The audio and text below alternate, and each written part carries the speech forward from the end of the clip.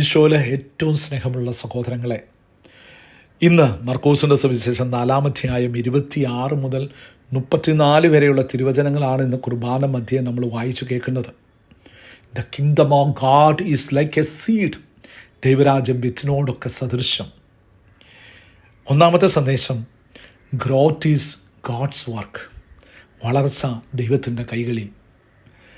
Just as the seed grows silently day and night, God is at work in our lives. വിത്ത് രാത്രിയിലും പകലും മനുഷ്യൻ അറിയാതെ വളരുന്നത് പോലെ നമ്മുടെ ജീവിതത്തിലും ദൈവം ശാന്തമായി പ്രവർത്തിക്കണം. രണ്ടാമത്തെ കാര്യം, സ്മോൾ ബിഗിനിങ്സ് ഗ്രേറ്റ് ഔട്ട്കംസ്. ചെറിയ തുടക്കങ്ങൾ വലിയ ഫലം കിട്ടും. A mustard seed though tiny becomes a large tree. Never underestimate small acts of faith or kindness.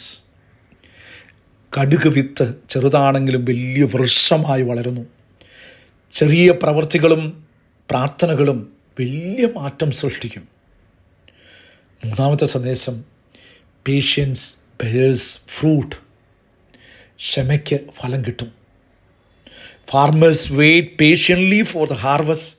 So too must we wait for God's time.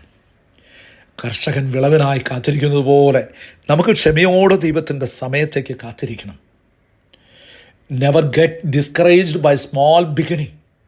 Stay rooted in faith. God will make your seed flourish. ചെറിയ തുടക്കങ്ങൾ കണ്ട് നിരാശരാകേണ്ട. വിശ്വാസത്തിൽ ഉറച്ചു നിന്നാൽ ദൈവം ജ്വലിപ്പിക്കുന്ന വിത്ത് വലിയ അനുഗ്രഹ വിളയായി വളരും.